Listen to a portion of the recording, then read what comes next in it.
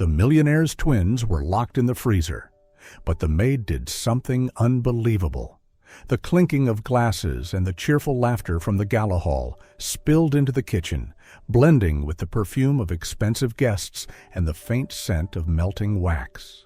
Beneath the glow of crystal chandeliers, women in satin gowns drifted past like ribbons of light, while Maria Alvarez, the new housekeeper barely 3 days into her job, stood quietly in the corner, polishing glass after glass until her reflection warped on their curved surface.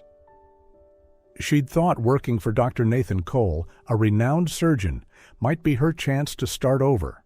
A steady job, a clean record, proof for the court that she could take care of her son again. But from the moment she stepped into this house, something had felt wrong. Too quiet when it should be filled with laughter, too bright and yet somehow cold.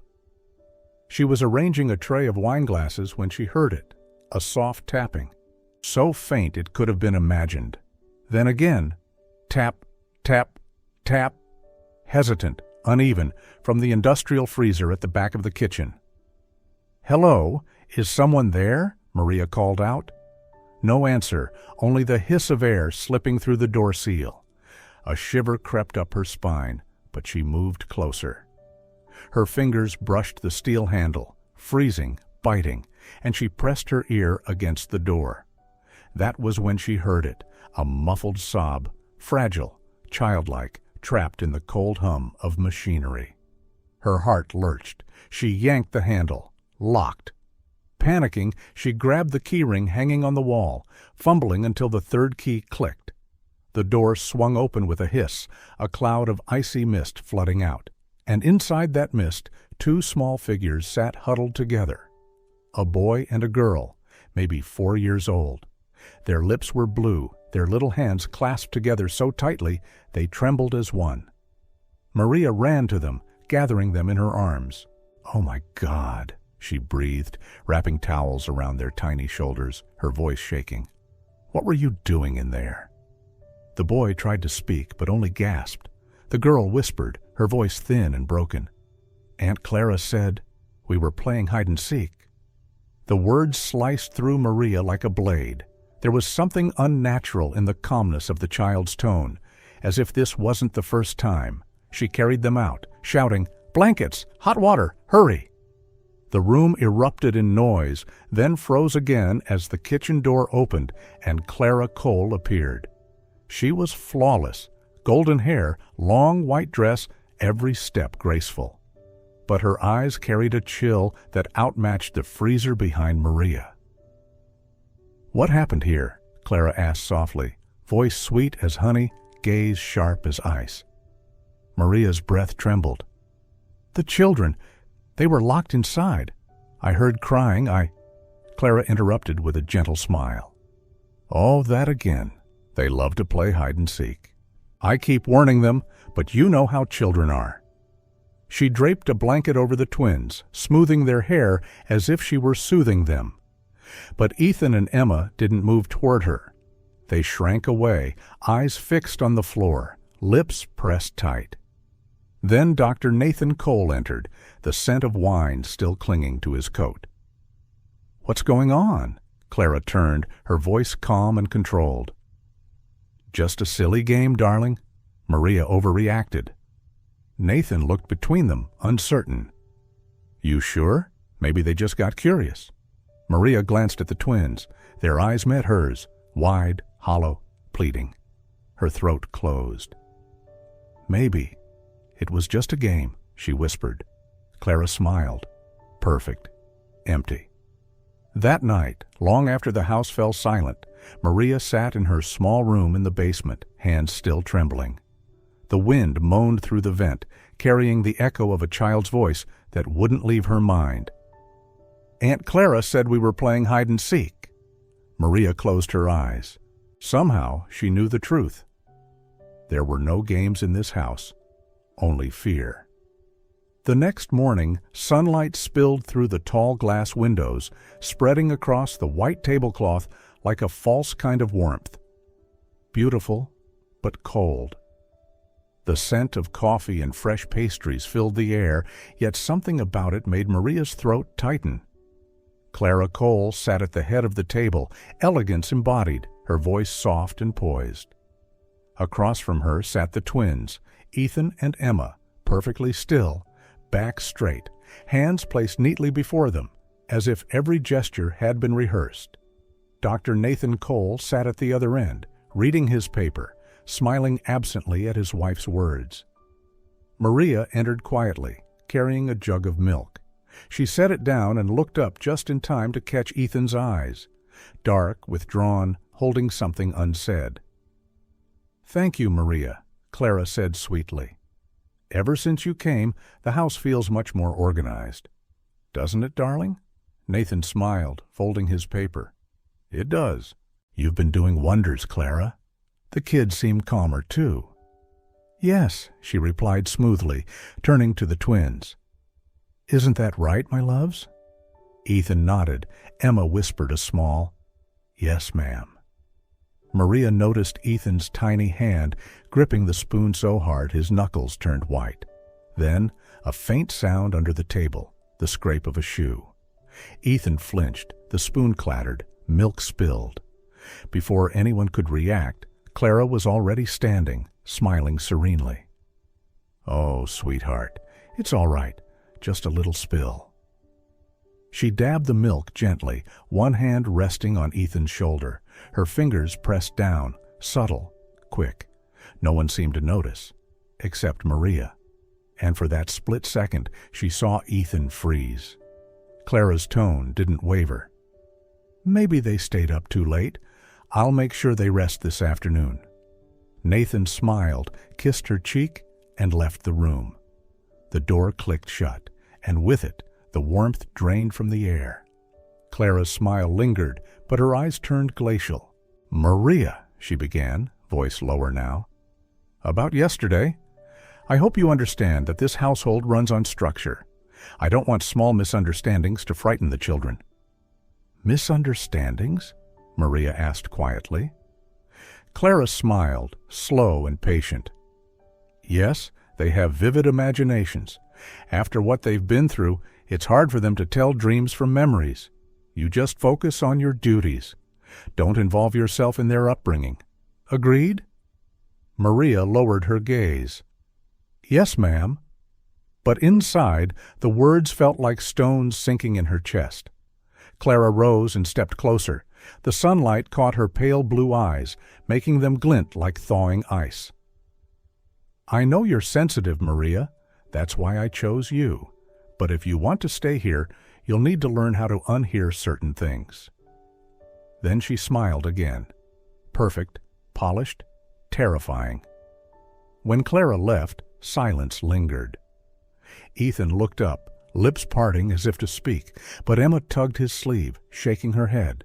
They both turned back to their plates, eating the cold, half-finished pastry in silence. Maria drew a long, shaky breath. In her mind echoed the tapping from the freezer, the muffled sobs, the look of frozen fear in those children's eyes. She knew then, behind that flawless smile, a storm was quietly waiting to break.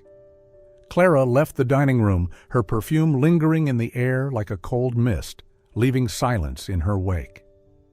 Maria stood motionless, the tablecloth still in her hands, watching the twins bow quietly over their uneaten pastries. In that moment, she understood that Clara's smile wasn't just a facade.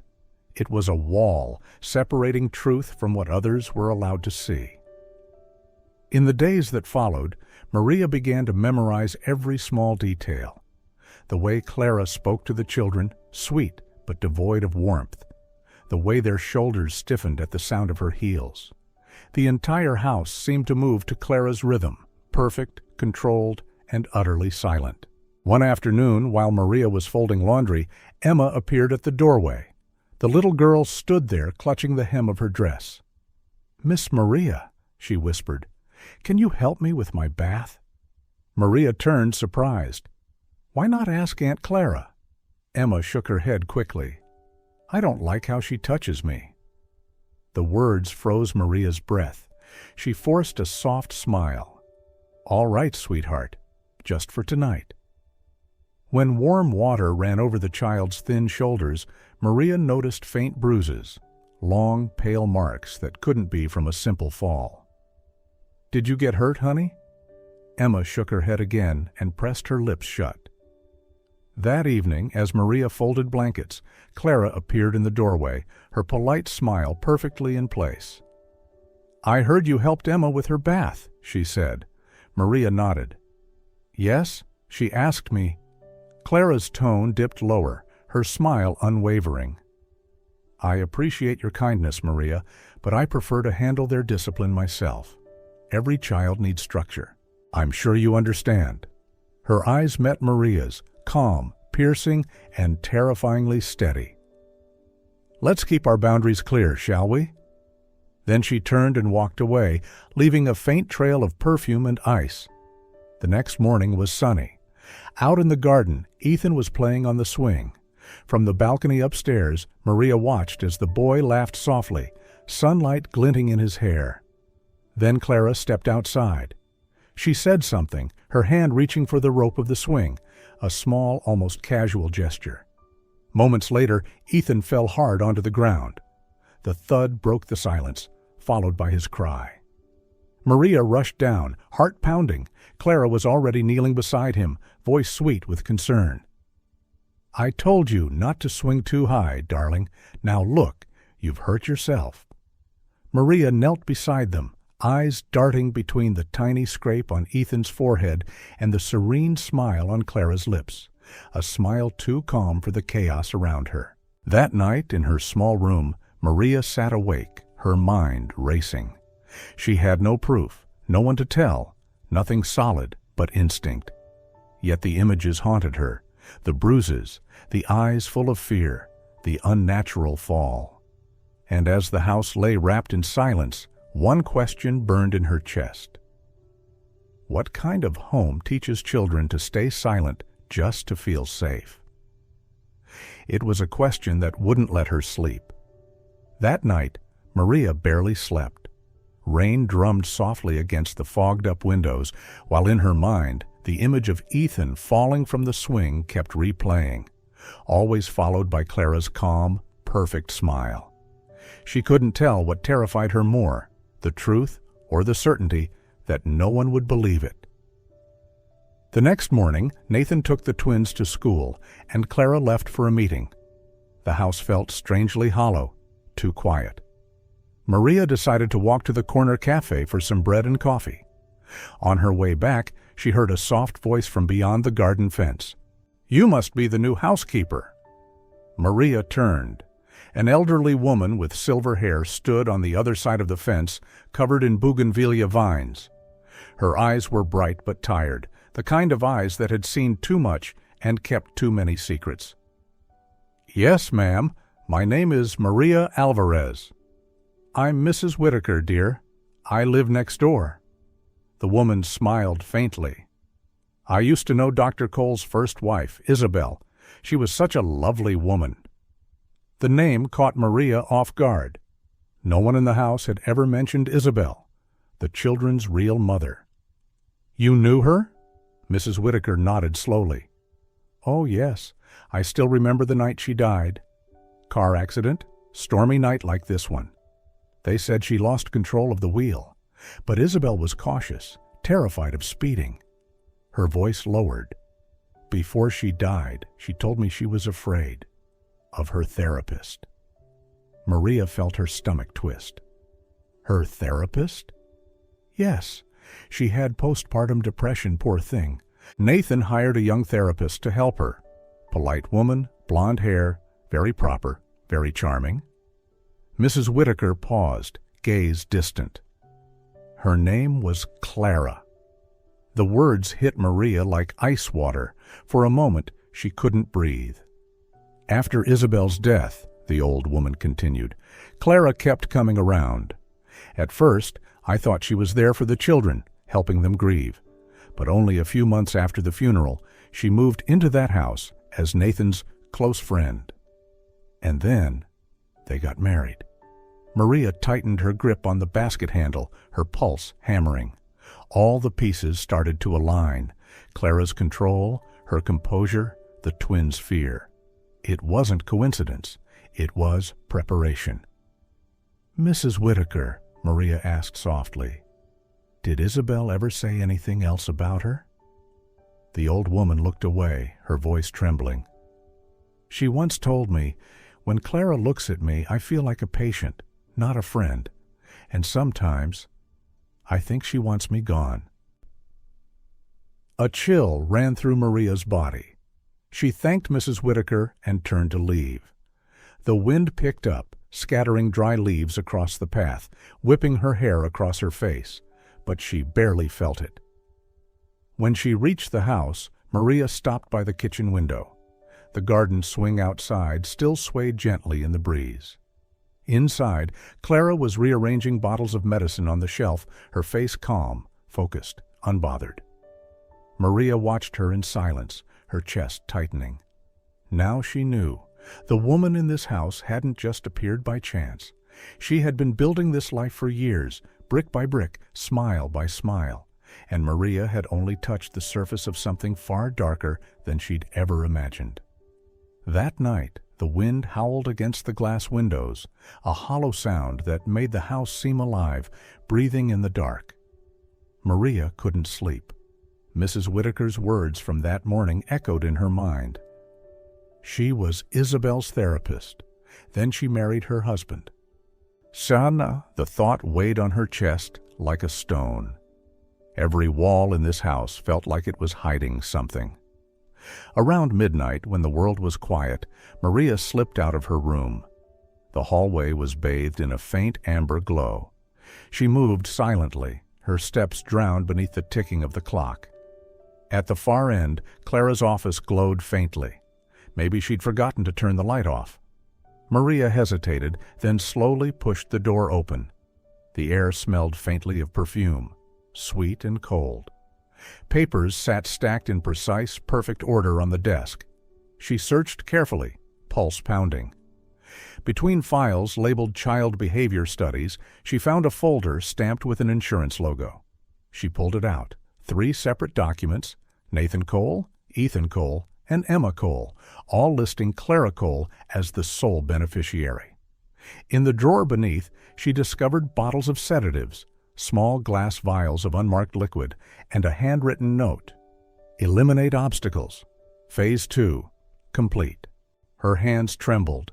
She lifted her phone and began snapping pictures, one by one, the insurance forms, the drugs, the note, then tucked her phone into her pocket. She turned to leave, and froze at the sound behind her.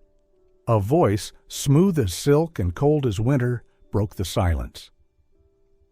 "Looking for something in my office, Maria?" Maria spun around. Clara stood in the doorway, wearing a white silk nightgown, her beauty sharp enough to hurt under the dim light. I heard a noise," Maria stammered. "I thought someone was in here." Clara stepped closer, smiling. "So you decided to investigate? How curious of you." Maria backed into the desk. "I didn't mean to intrude." "Oh?" Clara tilted her head. "Then tell me, did you find anyone?" Silence. Their eyes locked.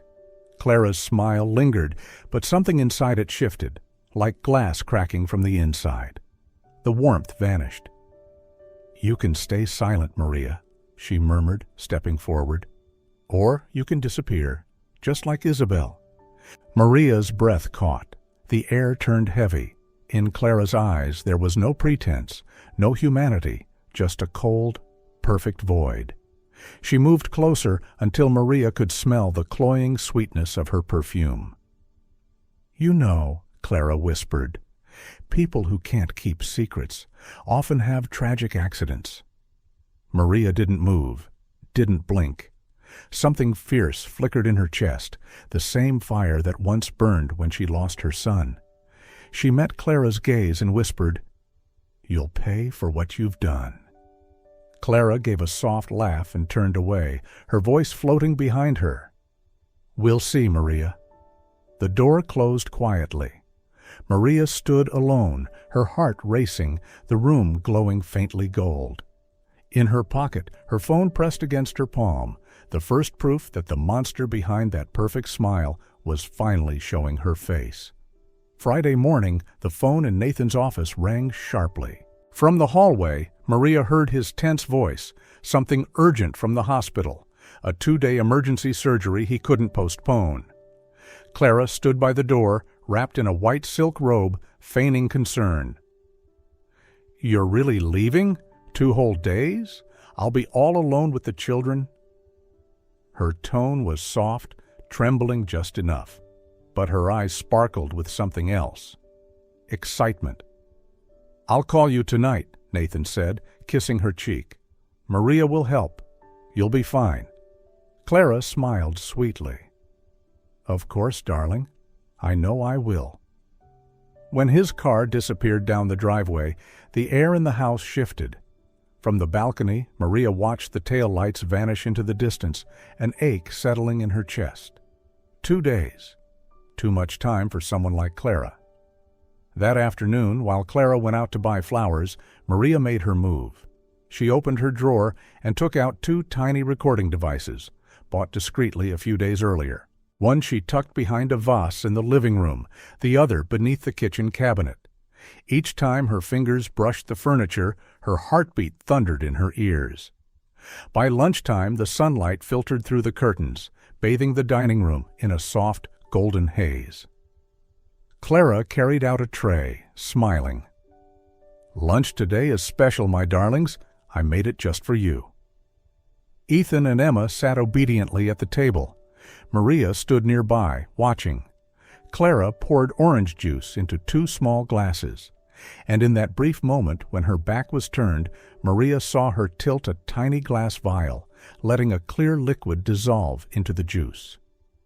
"Drink up, sweethearts," Clara said gently. "It's warm today." The children sipped. Minutes later, Maria saw their eyelids grow heavy, their heads drooping. "They're just tired," Clara murmured, clearing the glasses. "Children need extra rest sometimes." "What did you give them?" Maria asked, her voice trembling but firm. Clara turned, eyes bright. "Only vitamins. You're far too suspicious, Maria." Maria took a step closer. "I know what you're doing. I know about Isabel." Clara smiled faintly, setting the glass down. Isabel." She said the name like it belonged to a memory she'd long erased. "She was fragile, too fragile for Nathan's world." "You killed her," Maria whispered. Clara shrugged, her tone calm and eerily matter-of-fact. "I didn't kill anyone.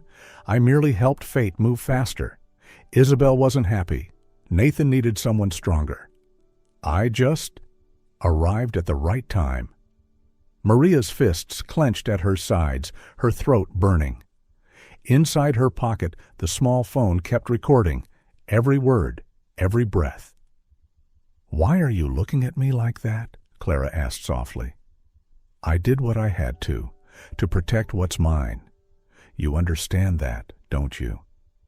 Maria said nothing. The golden light painted Clara's face in soft tones, but it couldn't hide the monster beneath. Clara bent down, pressed a kiss to Emma's forehead, and whispered, "Sleep well, my angel." The children slumped in their chairs, breathing faintly. Clara turned toward Maria, her smile serene, victorious, believing the world was hers. But she didn't know that every word of her confession was being recorded. And for Maria Alvarez, the real battle had only just begun. The afternoon dragged on in uneasy silence. Outside, the wind had grown stronger, rattling the glass windows. Maria sat in the kitchen, her hands clenched, eyes fixed on the 2 children sleeping on the sofa. She didn't know what Clara had poured into their drinks, only that time was running out.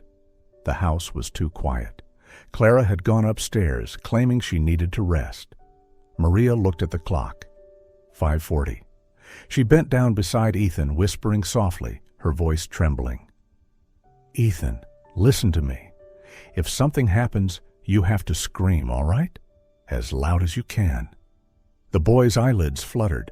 He nodded weakly. Emma lay next to him, her tiny hand gripping her brother's. A car door shut outside. Clara descended the stairs, wearing a spotless white dress, her hair loose, her smile radiant, too radiant. She began cooking dinner, moving through the kitchen like a ghost. The smell of food mixed with her perfume, thick and suffocating. "Did Nathan call?" she asked sweetly. "Not yet," Maria replied carefully.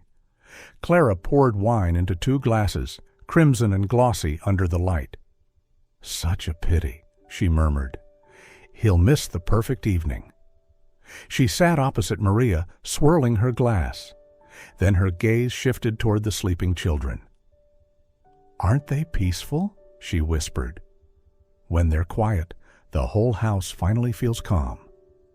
Maria rose from her chair. "What are you going to do to them?"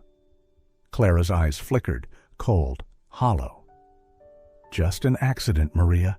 They're tired. Soon they'll rest forever, and he'll need me more than ever." "You're insane," Maria spat. Clara tilted her head, smiling faintly. "No, darling, I'm simply practical. Isabel was weak. She died quietly. She should have thanked me." "You killed her," Maria said through her teeth. Clara shrugged. "I didn't kill anyone. I only helped fate along. Isabel wasn't happy. Nathan needed someone strong. I was simply there." Maria's hands trembled, but she stayed still. In her pocket, the small phone continued recording, capturing every chilling word. "Don't look at me like that," Clara murmured. "I did what any woman would do to protect what's hers. You understand, don't you?" Maria said nothing. The light from the setting sun turned Clara's face gold, almost angelic, if not for the darkness in her eyes. Clara bent over, kissed Emma's forehead. "Sleep well, my angel?" The children stirred, then fell still again. Clara turned to Maria, smiling, calm, victorious. Then a sound broke the stillness. "Help! Somebody help!" The dose had worn off just enough for Ethan's eyes to flutter open. Ethan's small voice echoed across the room. He'd woken up, remembered Maria's words. Emma began to cry. Clara spun around, shouting, "Be quiet!" She lunged forward, grabbing Maria by the throat, slamming her against the wall. The glass shattered, red wine spilling across the floor like blood. The 2 women struggled, the noise filling the entire house. Miles away, Nathan's flight was canceled due to the storm. He decided to drive back. As he parked outside, he heard the chaos through the intercom, children crying, women screaming. "Nathan!" Maria gasped, struggling under Clara's weight. "She's trying to kill them!" Clara shrieked back. "She's lying! She's lost her mind!" Nathan burst into the room. For a moment, time froze. Maria pinned to the ground, Clara above her, the twins sobbing in the corner. He pulled Clara off with all his strength, pushing her to the floor. "Clara, what the hell is this?" "You don't understand!" she screamed, hair wild, eyes blazing. "That woman is trying to destroy us. She's jealous. She's lying about Isabel." Maria coughed, forcing herself upright. "If you don't believe me, then listen to this." She reached into her pocket and pressed play. Clara's voice filled the room.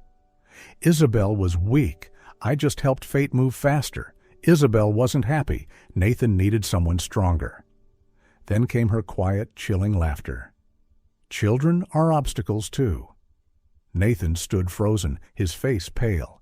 Rain pounded against the windows. "Clara," he whispered, disbelief trembling in his voice. Something inside her snapped. Her face twisted, her voice rising into a scream.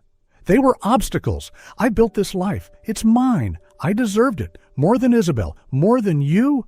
She lunged at Maria again, but Nathan caught her arm. The sound of sirens grew louder outside. Ethan clung to his sister, crying. Police officers burst through the door, restraining Clara as she thrashed and screamed, "I'm not insane. I'm the only one who sees clearly. You're all weak." Maria sank to her knees, gathering the children in her arms. Tears streamed down her face. Nathan stood motionless, staring at the woman he'd once trusted being led away in handcuffs. The smell of wine and blood lingered in the air. Outside, the rain kept falling. And somewhere, amid the sobs and the storm, the truth finally exhaled.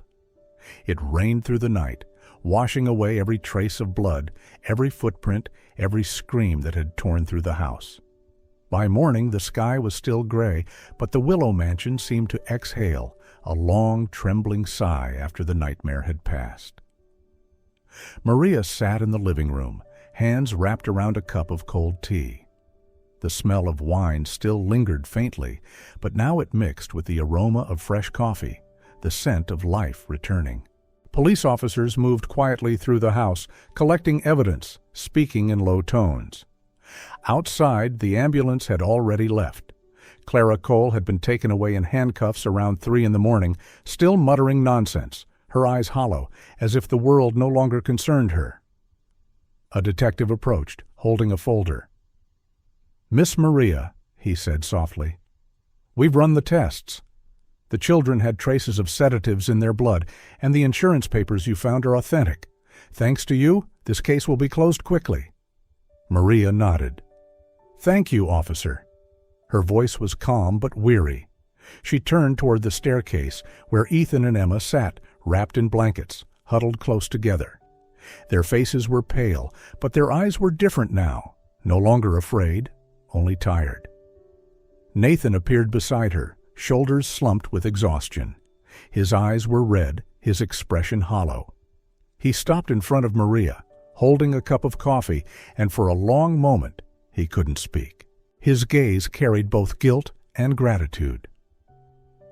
"You saved my children," he said finally, voice raw. "If it weren't for you, I don't know what would have happened." Maria shook her head gently. "No," she whispered. "They saved themselves because they dared to scream." Nathan looked away, blinking hard, fighting back tears. The twins climbed down the stairs and ran to Maria. She knelt and opened her arms. Ethan hugged her first, then Emma. Their small faces pressed into her chest, warm, trembling. "Miss Maria," Ethan murmured, "don't go away." She held them tighter, smiling through her tears. "I'm not going anywhere." Emma lifted her head, her wide eyes glowing in the soft morning light. "Can we call you Mama Maria?" The words caught Maria off guard. Her throat tightened. She nodded, tears spilling down her cheeks. "If you want to, sweetheart." Nathan stood nearby, silent. He didn't interrupt, didn't move, just watched them. That simple scene, a woman and 2 children holding on to each other, contained everything he'd lost: love, trust, and a real family. Outside, the rain had stopped. A timid beam of sunlight slipped through the window, reflecting off the damp floor, like hope trying to find its way back in. Maria closed her eyes, holding the children close. She could feel their hearts beating against hers, steady, alive, and in that rhythm, she found peace. For the first time in a long time, the house on Willow Lane felt like home again. 3 months had passed since that stormy night. Spring returned to Willow Lane. Sunlight filled every window, seeping through white curtains, painting golden lines across the polished floors. The mansion, once heavy with fear, now echoed with laughter, the laughter of children, of life returning home. Maria Alvarez was no longer a housekeeper. She had become the house manager and primary caregiver of the Cole family, a presence as vital as the air they breathed. Nathan had asked her to stay permanently. He'd said, "This house only feels peaceful when you're here." Mornings were filled with warmth.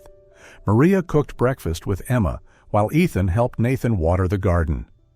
The light reflected on drops of water, turning the moment into a painting, serene, so ordinary that it was hard to believe this same place had once held nightmares. But healing takes time. Ethan still woke from dreams of Clara's face behind the window, that chilling smile haunting him. Maria always came to his side, wrapped him in her arms. "No one can hurt you any more," she would whisper. Emma still feared closed rooms. Every time the bathroom door shut, panic returned. Maria stayed with her, singing softly, until the trembling stopped. And Nathan, too, was learning to heal. He no longer wore his wedding ring. He spent more time at home, spoke less of the hospital. Some evenings, he and Maria would sit on the porch with the children, watching the sunset melt into the trees in perfect silence. One morning, Nathan appeared at Maria's door, holding an envelope. "It's from the court," he said, his eyes bright. "They've approved it. You're getting your custody back." Maria froze. "Leo?" He nodded. "I had a friend help reopen the case. They said you deserve to have your son." When Leo arrived, the house filled with joy. An 8-year-old boy with dark hair and bright eyes ran straight into Maria's arms as if no time had passed. Ethan and Emma watched curiously, then within minutes were building wooden castles together in the living room. Ethan laughed. "Now I have a little brother, too." Maria smiled, her heart melting. Time flowed gently after that. Every shared meal, every laugh, every quiet night began to stitch the family back together. Nathan and Maria grew closer. He taught her to drive. She taught him how to cook empanadas. Some evenings they sat in the garden as dusk fell, saying nothing, only watching the children play. In those silences, peace found its voice. One May evening, when the house was quiet and the children asleep, Nathan stepped into the garden. He was holding a small box. Maria was clearing the table. She looked up, surprised. He approached, smiling, the kind of smile that carried warmth, not charm. "Maria," he said softly, voice unsteady, "I don't know when it began, but you brought life back to this house. You made me believe again." "Nathan," she whispered, heart pounding. He opened the box. Inside was a simple silver ring, glowing faintly under the garden lights. "You gave love back to me, to my children. Now I just want to ask, will you stay? Not just in this house, but in our hearts?" Tears shimmered in Maria's eyes. She nodded, smiling through the ache in her chest.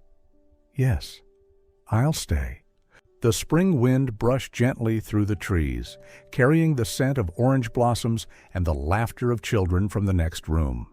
For the first time in years, Maria Alvarez felt truly at home, in a house reborn from pain, surrounded by love that had finally healed.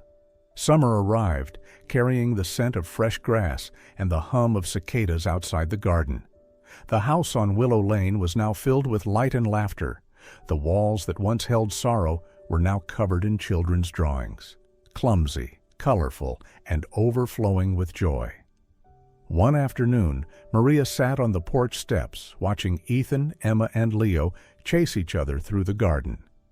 Nathan sat beside her, coffee in hand, his eyes soft with peace as he followed their laughter. "You know," he said quietly, "sometimes I still wonder if I deserve all of this." Maria turned to him, smiling. "No one deserves happiness, Nathan. We just learn to be grateful for it." He said nothing, just reached out and took her hand. In that simple touch lived 1,000 words, gratitude, apology, and a silent promise. As the sun dipped below the trees, the family gathered around the garden table. Ethan told stories from school, Emma's laughter rang clear, and Leo kept stealing bites from everyone's plate. Maria looked around, her chest filling with warmth, a kind of peace she thought she'd never feel again. Nathan raised his glass, his voice soft but steady. "To those who stayed, to those who still believe in goodness."